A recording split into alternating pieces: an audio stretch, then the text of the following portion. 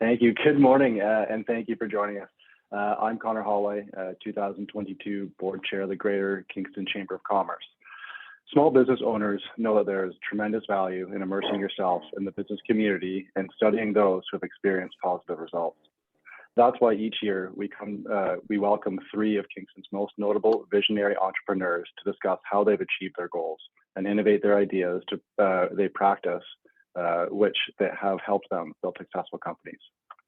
This year's lineup offers insights into the hospitality, personal services, and skilled trade sectors. These innovators and risk takers have built fast-growing businesses with creativity, passion, and a whole lot of hard work. Now I'll turn it back to Jessica to say a few words. Perfect. Well, thank you so much, Connor. We have a very exciting presentation planned for everyone today, but just a couple of things to note before we get started. Today's session is being recorded and will be available on our YouTube channel later this afternoon.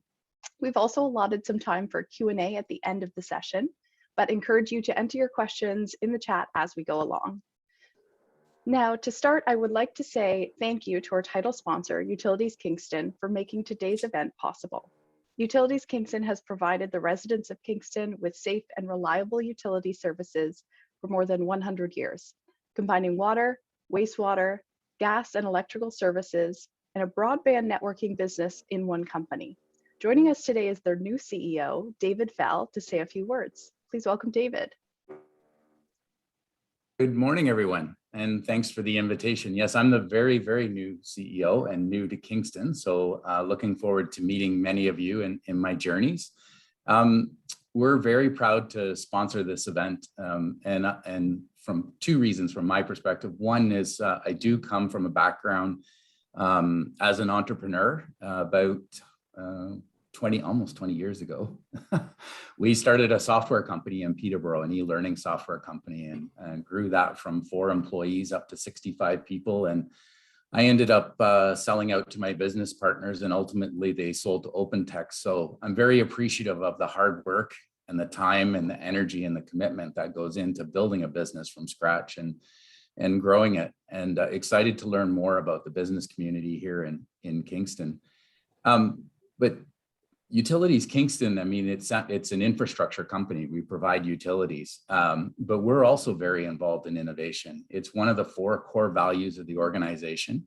And over the last 6 weeks, I think it's been 6 weeks, it feels like longer than that, but over the last 6 weeks, I've been getting out into the field and learning more about our utilities operations. And I've been really excited to learn about the innovation that we embrace here. We were the first organization in Canada at Ravensview to implement the biological aeration filters, which is a very technical thing, but I think it's really interesting when a large organization can also embrace that innovation. One of the other things that you might be more familiar with is we're the first organization in Canada to start posting our sewer overflows on our website. And now the Ministry of Environment is actually moving forward to ask all water and wastewater companies to start doing that. So those are just a couple of examples that I've been really interested in learning about. So we're very proud to sponsor today, and I look forward to learning more about the specific businesses, but also the broader business community in Kingston. Thank you very much, Jessica. Wonderful. Well, thank you, David. Now, without further delay, I would like to welcome our hosts for today, longtime global news anchors for CKWS, Bill Hutchins and Shauna Cunningham. Thank you both for joining us today. Morning, everyone. Morning. Great to see everyone again. It's been a long time, and especially these last 2 years, as everyone knows. You know, it's funny for us at work and what we do. I have not seen in person a lot of my colleagues in about 2 years now. We meet virtually, we talk on the phone, we email a lot, but in terms of actually working together in the same room, it's been one of those challenges where we've had to sort of learn to work apart, but together at the same time. And so, I mean, Shauna, we talk every day, but in terms of working side by side, I hope that we've turned the corner now and we can maybe look forward to doing that again, and in our newsroom anyway, to to get things sort of back to normal again. And back to normal, I guess, is one of the themes we'll be talking about with our three guests today as well, Jessica, because we want to find out how some of these businesses have weathered the pandemic and how they're moving forward now, and in some cases expanding. Good morning, Shauna. Good morning, Bill.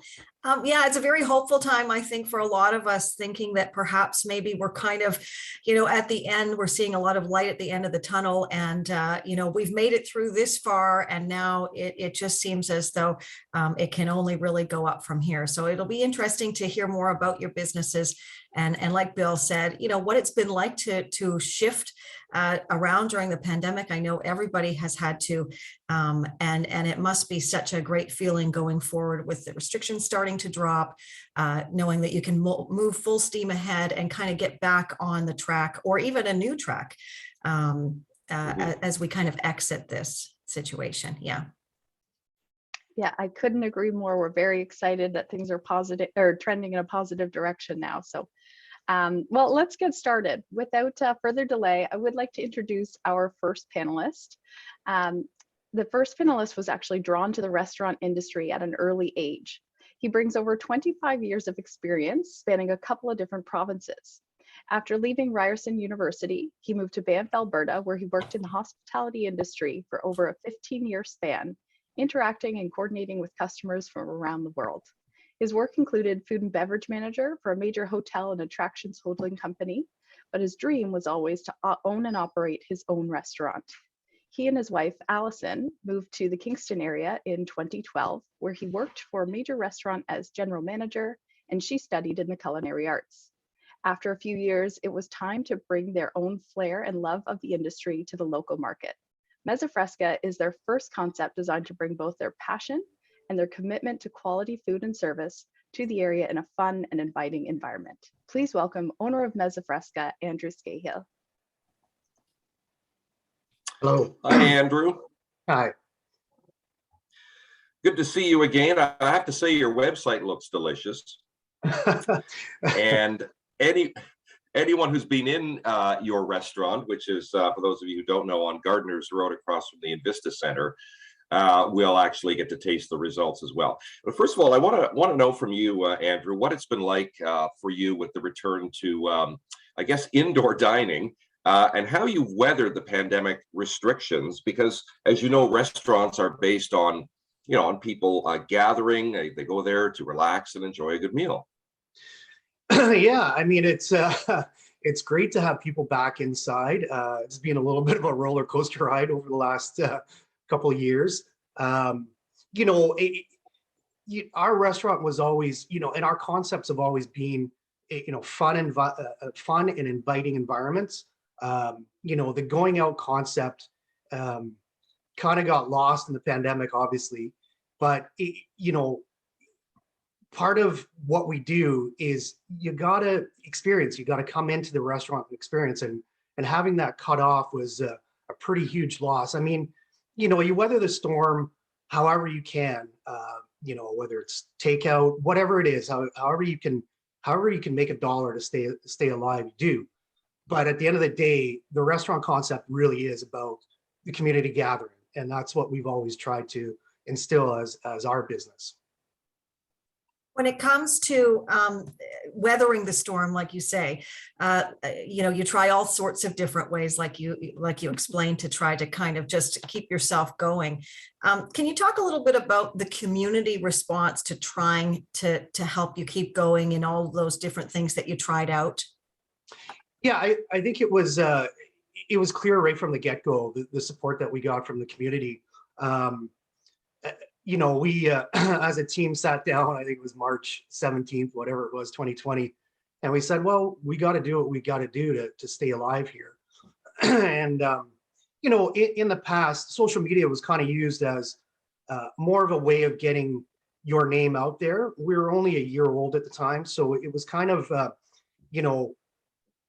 learning that social media platform again for the 5th and 6th time for me, and realizing that we were more specific in the way that we kind of targeted people on social media. And when we did that, we found great success in being able to sell different items through takeout that we definitely wouldn't have done beforehand and was never part of our concept. Takeout was never part of our concept. It was always about the community gathering and having a good time in a setting. So pivoting to a different concept and utilizing what was in front of you and seeing that support, seeing that instant support. It wasn't, you know, a month later, 2 months later, 3 months later. It was instant. Within a couple of days, seeing that support, that was huge for us. And we knew that we had something there and that we were able to, you know, weather the storm through the community support. You also pivoted to this outdoor dining concept as well. So talk a little bit about that and whether that will continue. Well, you know, and one of the great things that come out of this for us in our industry was some of the loosening of the AGCO regulations. And that was a big help to be able to utilize some of the outdoor spaces that were adjacent to our building. And the city of Kingston was great in allowing those licenses to go through as well in a very quick fashion. And we really hope that that's going to continue. Some of those loosening of, or keeping those kind of regulations a little bit looser for us. You know, the fear has always been that you're afraid that as a business owner, you're not really listening to what the AGCO has to say and those kind of rules and regulations that are put in place. But at the end of the day, it's our hides, right? So we're always going to adhere to them. So having that freedom a little bit more has really helped. And I know it's not just us. I know you look at some of the restaurants downtown and how they've expanded. You look at some of Tim Pater's places and how they've kind of utilized outdoor dining throughout the winter as well. And I know a couple places in the West End have done that. And it's great to see, you know, it just kind of brings a little bit more to the restaurant experience to be able to, you know, experience something outside as opposed to inside. So it's been a great positive for us in the industry for sure. Obviously, you opened a year before COVID, so COVID has been such a big part of your business story so far. But in the initial, you know, concept of the restaurant, we're going to open this restaurant. You know, we have this tremendous concentration of restaurants in downtown Kingston, a lot of them with the very same focus that you talked about the gathering spaces. Why did you choose the West End, and why do you think that that has contributed to your success? You know, we looked at a lot of different demographics when we were when we first moved here. Obviously looked at the city plan and some of those things. We looked at we weren't in a rush. We looked at probably 50 different properties when we were, you know, looking to start our venture. And, you know, we kept kind of going back to the West End, just looking at the whole city plan as a whole in Kingston and how the West End was really the focus going forward. You know, I love the downtown area. I think it's one of the most beautiful downtowns in all of our country.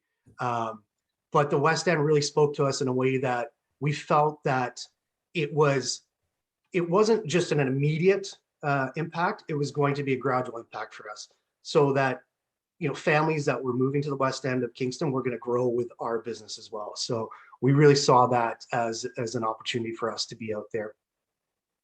Andrew, I want you to take a step back and tell us what got you interested in the restaurant business in the first place, because as you know, it can be a tough, unpredictable industry, even without the pandemic.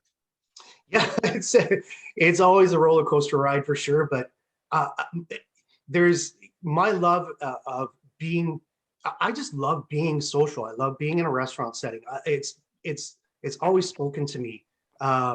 You know, it's those nights where you're in a full restaurant and there's an energy about it, and food is coming out, and people are having a good time, and they're gathering with friends they haven't seen. You know, last night we saw a family that hadn't been together in 2 years, and you see that, and that's the kind of that's what draws me to it. It's seeing those interactions and having those interactions with those people as well, as part of you know, their afternoon out or their night out.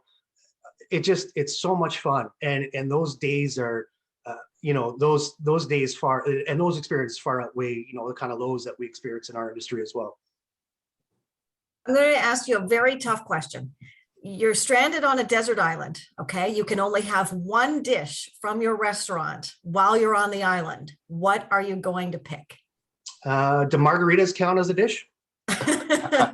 We'll say one beverage and one main. Well, I mean, tacos are you can do anything with a taco. So I guess I would go tacos. Good answer. Yeah. I wanted to know, Andrew, if you could talk about the Kingston Small Business Initiative that I believe it's an idea you came up with. Can you explain what that initiative is all about? So it's a collaboration. It wasn't fully, it was discussed with other partners. But I think for us to have kind of a little bit of a more of a voice in some of the decision making going forward is a positive for us. Other things like looking at West End Business Improvement Association too is a couple of things that we're looking to just to bring a voice to the table a little bit more.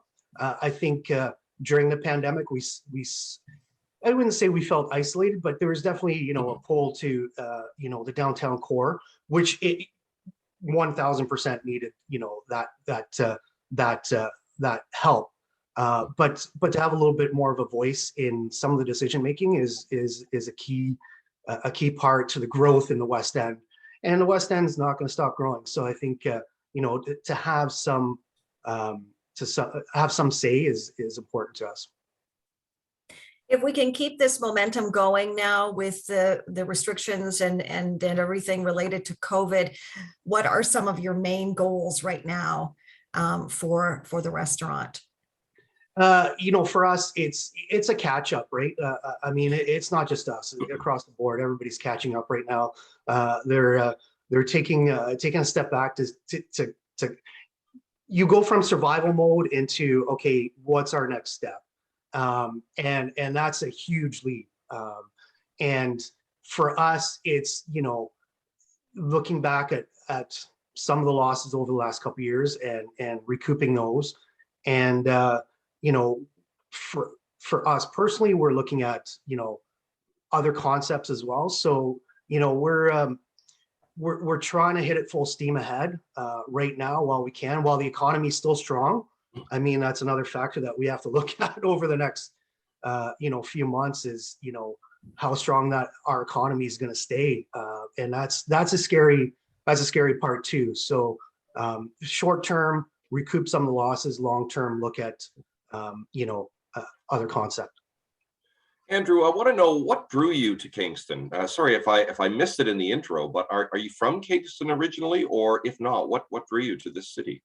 No, I'm originally from the GTA, but we have strong family ties in the Kingston area, and we do have some family property close by, so that we've always been in the area. I've always loved Kingston.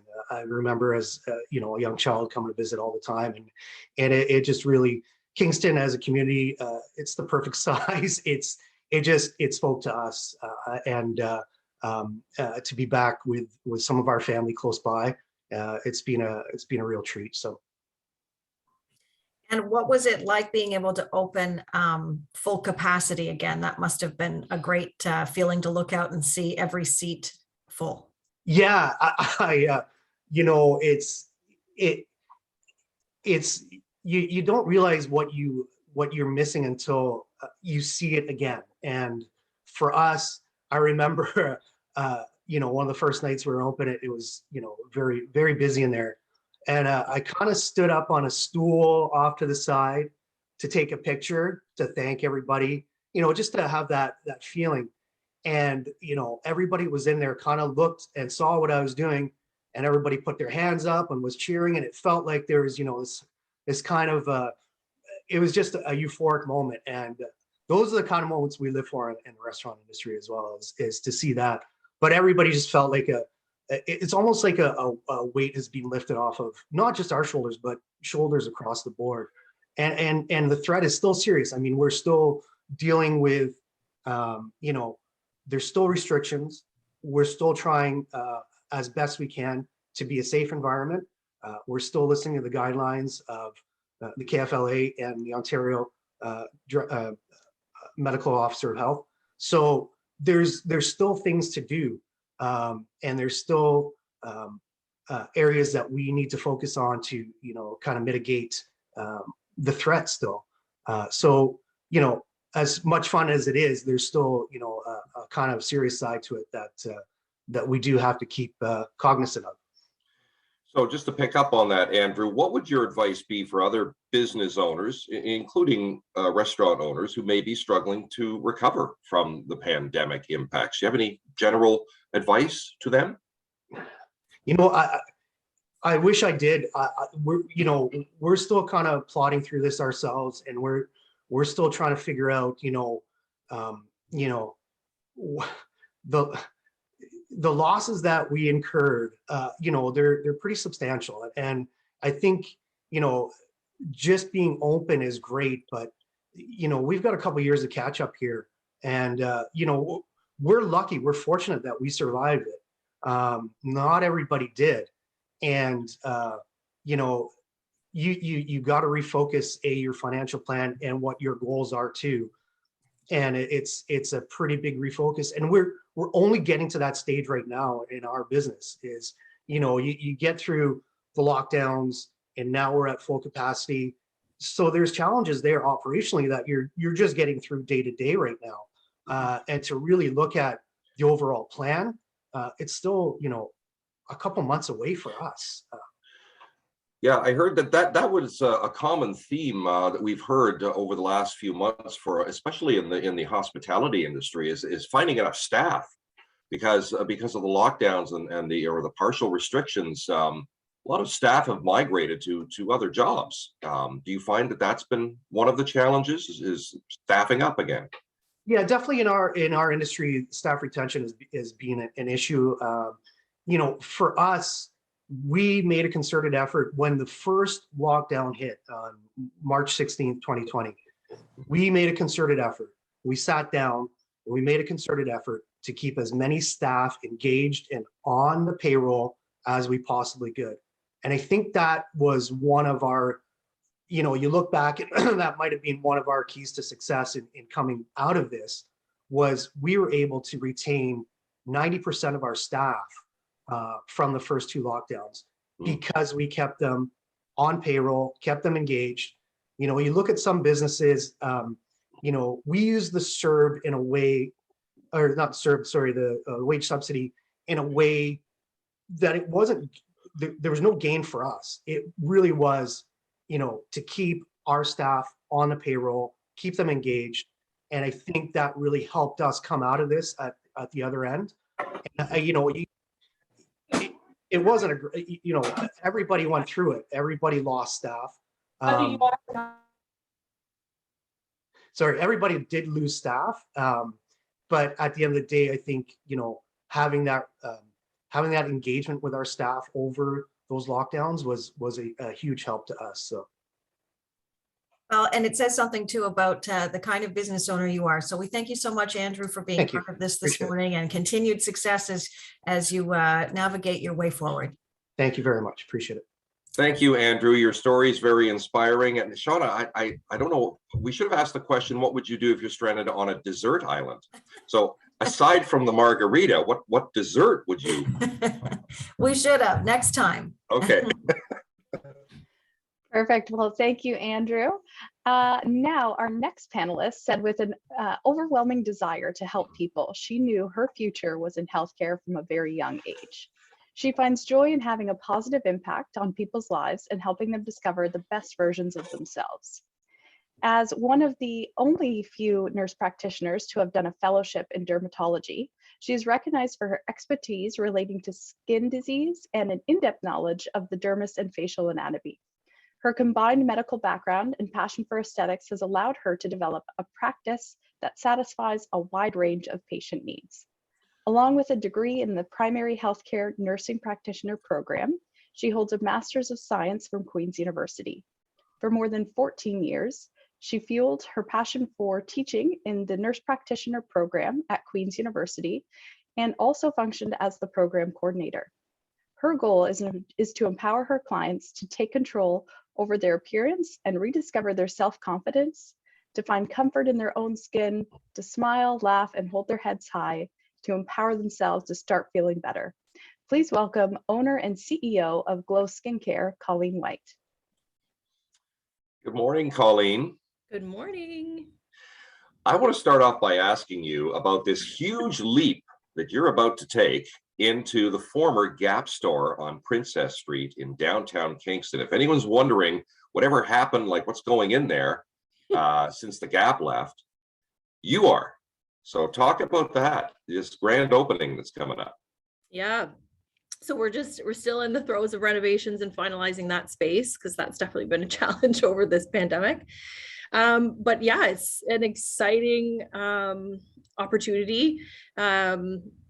It's funny, I talked about this before. It's so iconic for me to be in that space, as I worked there as a university student over the season. It's so weird. So it's so weird for me to be in that space. It still doesn't feel real, but super excited to take over that space and bring something new and exciting to Kingston.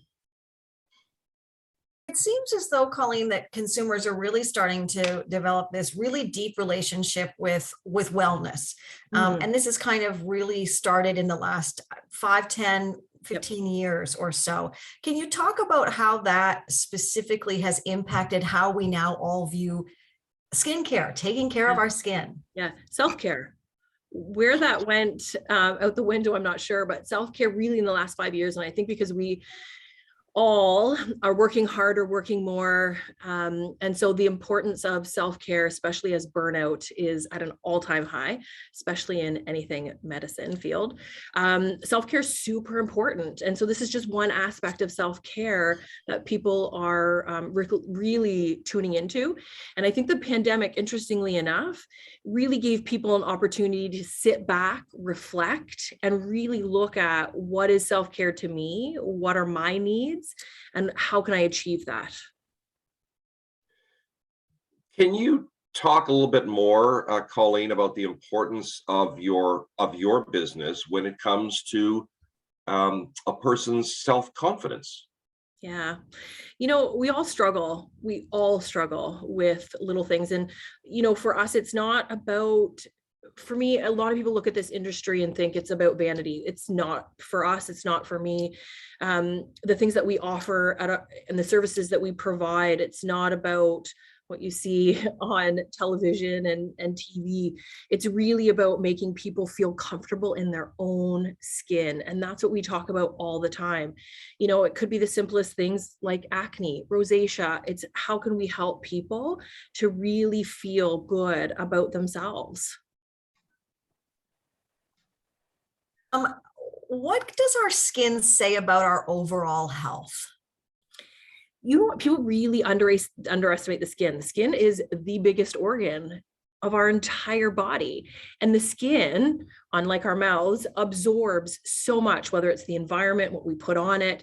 Our skin is probably one of the most vital organs of our body, and probably the most ignored organ, right?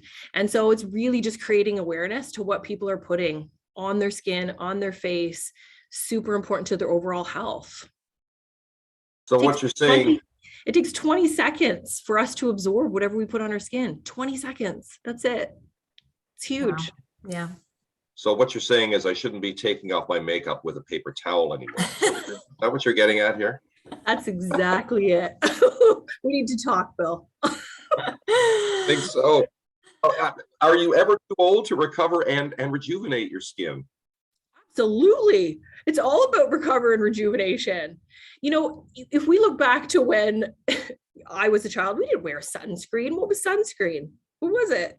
It's only now, maybe in my 30s, now I'm in my 40s, but in my 30s where we really, really, truly understood the importance of sunscreen, sun exposure. And so for a lot of my clients, it's not about prevention, it's about rejuvenation and really looking at what are some of the things we've done to damage our skin and how can we take better care of it.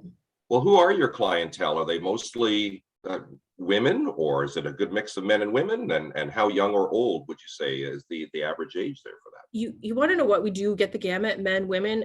You know, there is definitely the stigma that this is predominantly a female dominated industry, and it is, but men have their struggles too. And I think times have changed, the stigma has changed, and men are now finally starting to feel a little bit more comfortable coming on to us and saying, you want to know what? I'm struggling, and this is how I'm struggling. You know, men have tons of scarring from acne when they were teenagers. Let's talk about it. How can we help you? So men are no different. So we do see the full gamut. We see, you know, young girls, early 20s, late teens. I see women into their 70s. We really do see a wide range of people because honestly, our concerns are no different regardless of age or gender. It seems as though the industry is really exploding with the types of services and technology that has come along. What are the key services that you provide? So obviously anything and everything skin is what we say we provide. So obviously we do provide a wide range of medical aesthetic services, what people would typically think of as cosmetic injections. We do a ton of different laser services. We have a number of medical estheticians that also focus on skin, facials, chemical peels, you name it, we probably do it. And then the new space is just going to expand on that and add more of that rejuvenation on the inside out, because in the new space, we're going to be bringing forward things like RMTs. We'll have the big indoor spa retreat area, which is the hot tub, sauna, steam room, to really look at, you know, bringing this whole piece full circle for people. Was it a tough decision, Colleen, for you to expand your services? I take it the demand is out there then, if you are moving into 7,500 square feet. Yeah, so the demand is there. And, you know, this was a growing industry pre-pandemic, that's for sure. I had plans to expand pre-pandemic, and then the pandemic hit and I put literally the brakes on everything. I didn't know what this pandemic would bring for me or my business, whether I would have a business through this pandemic. So I put a pause on, but very quickly, once we were able to reopen again after that first shutdown, I realized this industry wasn't going anywhere. And if anything, it was increasing. And like I said before, people had more time to reflect on things like self-care. But the interesting thing is, you know, as we move to this digital world like we are right now, you know, they've actually looked at things like exactly what we're doing right now, and they've actually coined it the Zoom effect. And the Zoom effect and what it's had on our industry is phenomenal, because people are looking at themselves in ways that they've never looked at themselves. How many of us sit and stare at our faces talking and animating in front of a camera for 2 hours? We've never done that before, right? Hang on a second. I think we've done that. I do it a little bit. A little bit on the side. Yeah, true. Fair enough. But Yeah. I understand what you're saying. Yeah. So Bill's talking about this massive expansion into this, you know, really landmark space in downtown Kingston. What is your vision for what that space is going to look like and feel like? Yeah, it's really a place for us to relax, and I say rejuvenate and restore. We don't have anything like this in Kingston. Really nothing. If you want something to this level, you're driving an hour and a half, 2 hours away to achieve that, right? So to be able to offer a service like this for our community is huge. Talk about your business plan. Oh, sorry, Shauna, go ahead. I was going to say, well, so no details on the decor. I want to get a you want to know what this place is going to look like. Oh God, I am so excited for this space. This space has been, oh God, it's a labor of love. It's definitely not without challenges, as you can imagine, building through a pandemic, supply issues.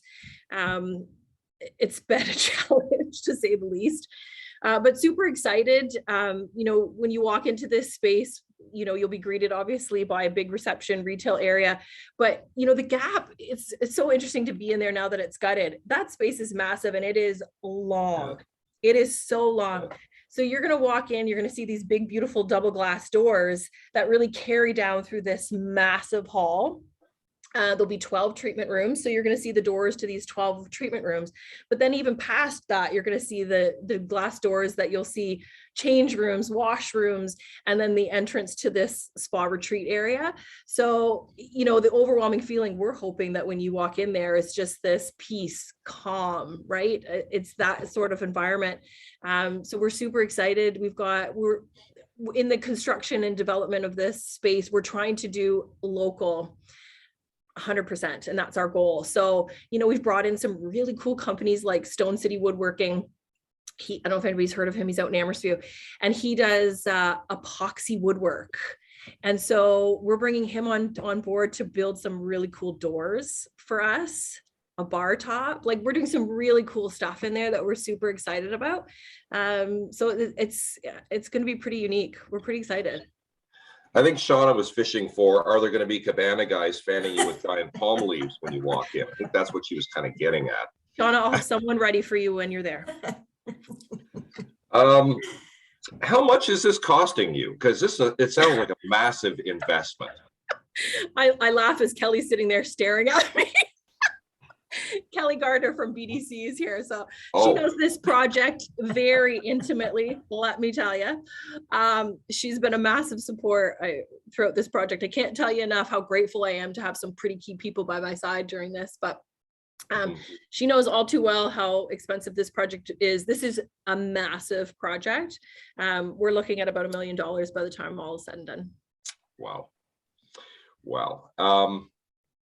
And so talk a little bit about your business plan then, once that is all set up and the $1 million is spent. How many staff are you going to have there? How many clients do you think you'll need every day to make it work, kind of thing? Yeah, those are all really great questions. So yes, we will be hiring a number of staff. We've got 9 staff on board with us right now, and we'll be quadrupling that. You want to talk about staffing issues? I mean, good on Andrew to be able to maintain staff throughout this pandemic, because right now as a growing business, trying to hire and find clientele. I mean, the beauty industry, the restaurant industry as well, but the beauty industry, estheticians, hairdressers, anybody in this, we call it the self-care industry, really evaluated their career in the middle of the pandemic, and a lot of people switched gears. So finding estheticians is a real challenge. And not only that, because there are so far and few between, we're paying wages we've never seen in these fields or in this industry. And so that's another challenge, right? Wages and what we're paying has skyrocketed. Things like what kind of wages you were talking about here? We're talking about a 25% increase in hourly wage. Yeah. Okay. I just thought you'd put it out there, and maybe anyone watching might apply. Might have the experience and the qualifications. That's right. You never know. No, but realistically, to be competitive, to actually bring people on board, yeah, wages have definitely gone up for this industry. When it comes to coming out of a pandemic, you know, and kind of, you know, some collective trauma there that everybody is kind of feeling, you know, in various forms. How important is self-care going to be as we move forward in the next few years as we come out of this? More important than it ever has before. I mean, let's be realistic. We've seen through this pandemic, and of course I'm going to put my nurse practitioner hat on, but you know, we've seen mental health skyrocket through this pandemic. We've seen suicide increase. We've seen drug overdose increase. People really have not truly understood the impact that this has had on individuals from a mental health perspective and beyond. So I think it's going to take a lot of time for people to come out of this. And if people can find some peace and a little bit of self-care by coming and hanging out with us in our spa retreat area, I'm all for it. You said that your business is unique to Kingston. There are other spas. There are other spas, you're right, absolutely. But there is nothing like this, you know, with the big indoor, massive hot tub, steam room, sauna, you know, for people to really have that true day spa experience, it doesn't exist here, right? You know, sure, if you were at a hotel, you could hop in one of their hot tubs, but nowhere do you really get a true experience like this. You really do have to travel to Cobourg or Ottawa, Montreal, Toronto. We do not have anything like this in Kingston. Mm-hmm. What do you think the advantage will be of being in downtown Kingston with this business? I mean, definitely. I mean, I see that street traffic being huge compared to where we are right now. We don't have that. Street traffic is huge for a lot of different aspects of our business, retail being one of them. We don't have that where we are. But downtown, not only supporting just the Kingston, but also tourism. It's huge. I mean, the last report I saw was something like 5 million people tourism is what Kingston brings in, is 5 million people. I think that data was back 2016, something along that. Maybe Jessica has newer data, but we bring in a lot of people to Kingston. It's huge, right? So the opportunity to, again, provide another destination spot, attraction for people visiting the city, it's going to be a big piece of it too. Colleen, I imagine you could have put this business anywhere you wanted, any city you wanted or community. Why Kingston? I know you went to Queens. Are you from Kingston originally? And what are your impressions of this city? Why here? Kingston's my home, and it has been my home since, or just outside of Kingston, since I was 16. I've left Kingston. I've come back to Kingston. I went to Ottawa for a number of years after I graduated from my undergrad in nursing. Kingston's my home, and I have this undeniable love for Kingston and the downtown core. I saw how hard it was hit during the pandemic. And I feel pretty honored that I can bring my business to the downtown core and hopefully restore some of what was lost during this pandemic. What's your goal for opening the doors? Time frame? Mm-hmm. We're hoping for May. Oh, wow.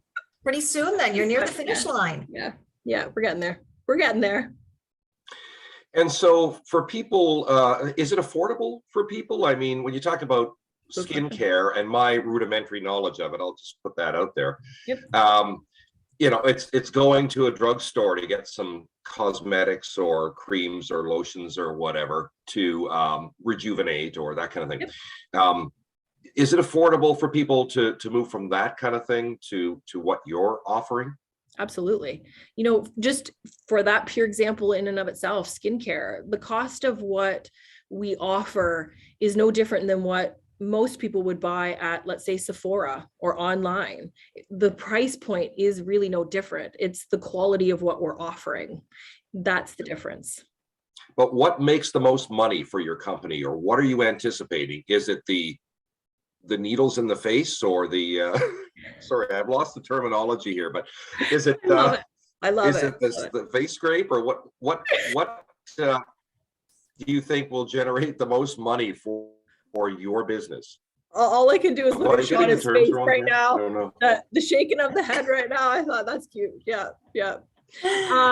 You want to know what's really going to be the big, and what will be, honestly and truthfully, the big money maker? Yeah, the big enchilada, as Andrew would put it. Yeah. The big enchilada, honestly and truthfully, is going to be that spa retreat area. It's what people are the most excited about in Kingston. We really need a space like this to really go and just relax, unwind, restore. That, honestly and truthfully, is going to be the big enchilada for Glow. Well, Colleen, we can't wait to see those big glass doors, hopefully in May. Thank you so much for being with us this morning. Thank you. Thank you, Colleen. Good luck with your business. We'll certainly do something on the news about that, because it's a good news story, Shauna, and we don't have enough of those in the community, as you know. It's like we just seem to launch from one bad news thing to another. I'm going to send Bill over, because it's only a block away from our studio, and I'm going to send him over with his roll of paper towel, and you can take it, and then you can teach him how to take his makeup off properly. Yes, that would be a great new segment. We can demonstrate Bill getting some treatments. I think this would be huge. Yeah. Well, good luck trying to repair this leathery face. But yeah, and you're right, because in the past, back in the day, there was no sunblock. It was suntan lotion you put on, like you were supposed to. We put baby oil. Yeah. What did we do? And of course, now we're starting to see the impacts of that, or anyone who did that. Thank you again, Colleen. Thank you. Perfect. So now on to our next panelist that says he was introduced into the family business at a young age. It wasn't long after that he became a site superintendent at the age of 19, and has then moved from project manager and most recently to vice president. He oversees all aspects of the company's operations and takes a hands-on approach to dealing with all customer projects. He has over 10 years of experience in the construction and restoration industry. His background gives him valuable understanding of construction project management and the needs of stakeholders, an asset for implementing any project. He is responsible for the performance of all ongoing projects, including costs, schedule, quality, and project status. He has an impressive ability of coordinating trades, developing partnerships, and building positive rapport with architects, engineers, local officials, vendors, and clients, while also maintaining all project deliverables. Please welcome Vice President of Mascon Restorations, Ben Affleck. Thank you, Jessica. Good morning, Ben. I think Colleen might have some work for you. I have a couple of quick questions off the top. First of all, are you getting back together with J-Lo? And will there be an Armageddon 2? I can't comment on that quite yet. All right. Well, let's talk about your business, how it evolved. I take it you're second generation into this business now? I am, yes. So just a little bit about myself and Mascon itself. I really started working here at the age of 16 on my summer vacations with my father and my brothers at the time. We were a 4-man crew. We used to work 60, 70 hours every week, 7 days a week for the entire summer. And the thing that really drew me to this industry was first, young child. I wanted to, make that money during the summer. That was definitely the big thing. But it was also the friendship, the camaraderie with my peers actually on site. And I mean, just a little bit about Mascon. We are a restoration and construction company. We focus a lot on exterior restoration. So you'll see us hanging from buildings in downtown Kingston a lot, repairing concrete, masonry, sealant, everything like that. And then we also have our construction division that focuses on commercial fit ups, new home builds, renovations, items like that. Sounds like you have a lot going on there. Yeah. What does Mascon mean? Is that an acronym or something? Or Yeah, so originally, my father being a mason is where he started. It's Mascon, so it'd be masonry contractors. And we've kind of obviously expanded off just strictly masonry into other avenues. the bulk of your business, is it commercial? Is it small, single family home residential? Where do you get most of your revenues from? So we are, I would say the bulk, 80% of our work is commercial. We focus a lot on condominium buildings, land holding companies that have their own apartment buildings, hotels, other infrastructures, utility Kingston, items like that. Is there a particular project? I mean, you've been doing this for a very long time. Is there a particular project that stands out to you that you're really proud of when it comes to what you've been able to achieve restoration wise or construction? Yeah, definitely. There's a few notable ones. I can't say there's one specific, but for an example, we've restored the Delta Hotel for the Springer Group there downtown. It's actually currently ongoing as well. It's a large parking garage restoration. We've basically completely gutted everything in there and restarted. Other projects that are notable, the condominium actually above the Delta Hotel, which is the one that was kind of famous a couple of years ago for some major structural repairs that went on. We're involved in the restoration in that. Ben, we see with a lot of family businesses, they start off and then by they get to the second, third generation, and the interest kind of wanes among the kids and the grandkids. They don't want to keep it going. So why do you see a future in this, and why do you want to be involved in continuing this business? Yeah, so it kind of goes back to the start. I actually had planned on going to college.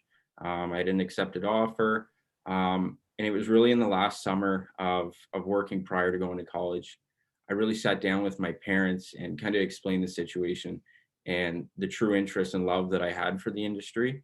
and that I actually wanted to stick with this instead of going to college. I'm sure most parents would have been disappointed. Both my parents were super supportive, and obviously things have turned out great. At that point, we had 6 employees on staff. Currently, we're just running around 40.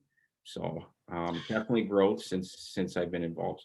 I just want to say too, because I mean, thank goodness you did, because we keep hearing about a shortage in the skilled trades in this province, and it's refreshing to hear someone like yourself wanting to continue that at a time when it's in so much demand. But talk about that demand. Are you busy? Like, you booking jobs 6 months out, a year out? How busy are you? Yeah, currently we're booking right into 2023. We're basically job selection at this point. Projects and clients that really take our top priority that we're always assisting on. But definitely the skill trades. I mean, we joke in the office here that we're pretty much hiring anybody with a pulse or that can show up 5 days a week. It seems to be the issue with almost every industry right now. But we're filling a large gap of roughly 30 employees right now is what we're needing to complete the work we have on hand. The aesthetic of buildings, some of these commercial buildings that you work on, and new builds and things like that, it seems like it's never been more important, especially in a city like Kingston with some aging buildings, trying to kind of sometimes make a new building fit into a heritage kind of area. Can you kind of talk to that and the work that you do in making some of these buildings that maybe when they were built, not much thought was put into what they look like, and now here we are, and the owners are hoping that they can maybe look the best they can so that, people will want to live there, be there, work there. Absolutely. I think Kingston and the developers that have even come outside of Kingston have made a tremendous effort in obviously keeping the original heritage look. You can obviously see the building that collapsed downtown at the one on Princess Street. I mean, that was fantastic on the developers to actually build something refreshing, but also keep the original kind of viewpoint from the street. Definitely, it's a tricky situation. Obviously, building practice now compared to 100 years ago is much different, and we found that on a lot of our projects. Obviously, we're repairing buildings that were 60 to even 100 years old. You run into lots of issues, and in our office here, we kind of call it the Pandora's box. You kind of open it and you're not really sure what you're getting into until you're really into it. But yeah, I would say just regarding the restoration portion, because we don't really focus it too much on the new construction, but mostly the restoration is. I'm just trying to think where I was heading with this. Just regarding, you're gonna answer if you're making Armageddon 2. That's what you were. I could sense that. More Daredevil too, I think. Let's talk more about Pandora pandemic, because I want to know what your experience during that time. As we know, a lot of construction sites that weren't deemed essential also had to close. Did you keep going full steam ahead during the last 2 years? What were the challenges? We did and we didn't. So the thing with a lot of our clients is it's really, they don't have, I guess you would say, development money or funding like that. So a lot of our clients are hotels. They take a huge impact. Obviously, when business isn't coming in, they can't obviously invest in new construction or even restoration themselves. Condominiums, for an example, we found a lot with the apartment buildings and items like that. People really focused on pushing their projects aside and really focusing on the next steps of what COVID really is. Obviously, you got wash stations, there's extra cleaning going on in every building. So I think for a lot of our clients, they really had to focus on what was important in handling the pandemic. Colleen may have some beauty tips for your guys there on the construction site, by the way. Need it. Yeah. I noticed, Ben, that your company does work far beyond Kingston. You are up in the Ottawa area too. I mean, is this part of a broader plan to expand?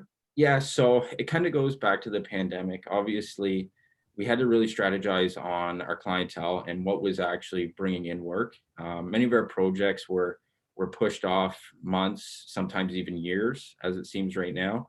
So we really had to expand and look outside of just the general Kingston area. That started with opening up a satellite office in Ottawa. So we have a crew of 8 guys in Ottawa, and an office staff there as well. But we've completed projects in Cornwall, Ontario, Belleville, even some smaller areas, you know, Napanee, Brockville specifically, areas like that. So the business obviously has come such a long way from those summers where you were working with your brothers and your dad and working all those long hours. And like you said, you've got about 40 employees now. What's your plan for the future? Yeah, so for the future, we're really focusing on our new division. I mean, our restoration side of Mascon is already growing at the rate we'd like to see it. But we decided, along our adventures of restoration, we're finding a lot of clients, specifically our clients, are having a hard time with the commercial construction. So we're finding also that during the pandemic, a lot of new businesses are coming up. And we've been dealing and working with new businesses coming into Kingston in the area, helping them, you know, convert old spaces into their new space, kind of like what Colleen's going through at the spot downtown. Why Kingston, Ben? Why? I've asked this of the other guests, but maybe talk a little bit about this community, why you see the future is here, Yeah, and for your business. so I actually grew up in a small town called Perth, Ontario. It's about an hour north from here. Lovely town. Yes, lovely spot. I spent every summer with my grandparents. Would always help around. I mean, in their older age, they needed somebody to cut the grass, take care of them, stuff like that. So I used to spend my summers in Kingston, and I fell in love with it. And then moving into the work portion, when I started living here full time, I fell in love with the actual, how, even though it's a city of 100,000, how small town Kingston really feels.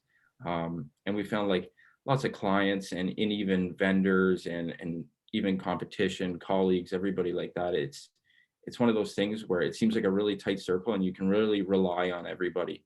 And that's the thing that we love here. Now, as you look into the future, obviously you had mentioned, you know, you've got some specific goals in mind when it comes to the direction of the company. Being now that you're the second generation, do you see the potential for a third generation getting involved at some point? Absolutely. I would say in future, I hope my kids take the same direction that I have. I've fallen in love with what I do. And there's nothing better than coming to the office and also just working in general with your family. I see my uncle, my fathers, my sister, brother every day. And that's something I can't say most businesses have, but that's something that's great. It's really a connection here.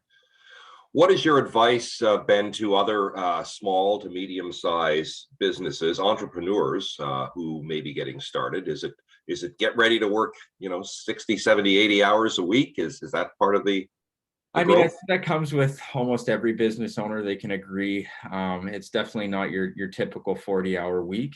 I can't say anybody that's a business owner probably has that, but my biggest advice is, and something my grandfather told me, is surround people that are actually smarter than you. Because I'm sure, if a business owner thinks he's the smartest, it's definitely not true. So I've taken that personally, where I've surrounded myself with colleagues that I can really rely on for information and to even just delegate tasks and whatnot. But the other thing I would say is to get to know as many people as you can, build relationships with people. That's been a huge, huge thing in our industry. Well, you have something they don't have. Name. You've got the name.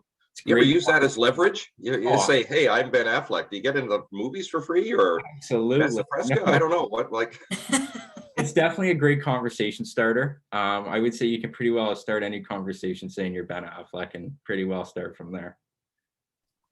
Yeah, for sure. All right, Ben, thank you so much for being with us this morning, and continued success. And here's to that third generation joining at some point. Thank you, guys. Congratulations and continued success, Ben. Thank you. He never did answer the question about J-Lo, Shauna. He was pretty tight-lipped on that. Yeah. I know. We're going to have to reach out to his best friend, Matt, and see if he has something to say. Get a hold of his people. Perfect. Well, thank you so much, Ben. So that takes us to the end of our panelist discussion, but I will open it up to the audience if you have any questions for our panelists or for our hosts that are here today. And maybe I'll try and add all of our speakers back to the screen here.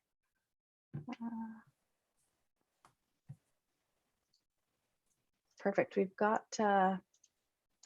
just checking here.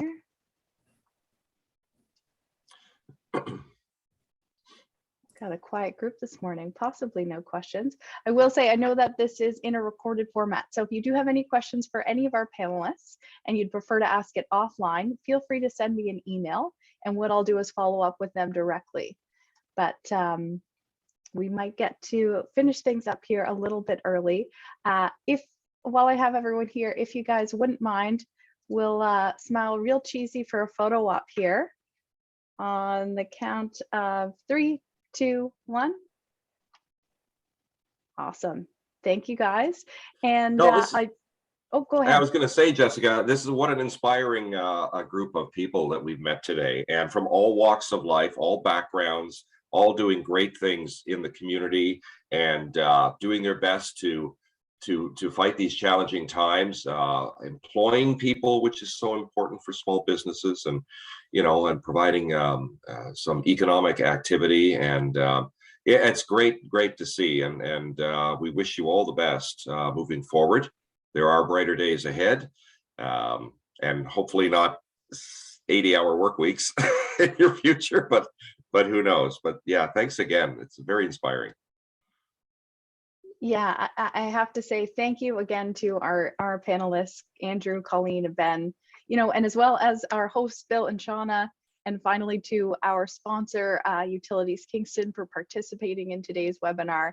I really enjoyed it. I hope that all of the viewers did too. Thank you all for joining us. We hope that hearing from some of these visionary entrepreneurs right here in Kingston will help to inspire you in your business pursuits. And we thank you for joining us. I do see we have one question actually just come through real quick. And Andrew, it's for you. It's favorite product on your menu. Love your restaurant, by the way.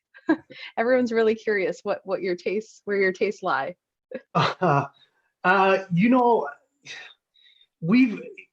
of the biggest things that we tried to do as a business was incorporate local products, and that was another thing that got us out of the pandemic, helped us get out of the lockdowns as well as we did, was supporting those local producers.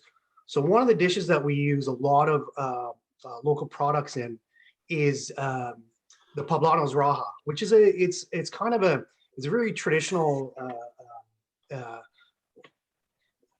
Latin American dish, and it's got cheese sauce, chicken, grilled shrimp, some rice, and local corn in there, and it just kind of all comes together with this cheese sauce on top. And it's probably my favorite dish on the menu for sure. With a margarita to wash it down, of course. Absolutely, yes. Why do I have a craving for margaritas at 9 in the morning now? I just welcome to my world. Well, I have a feeling I know where we're all headed for lunch today. But until we meet again, thank you guys so much and enjoy the rest of your day. Thank you. You as well. Good to see everyone. Everyone. Take care. Thank you. Bye-bye.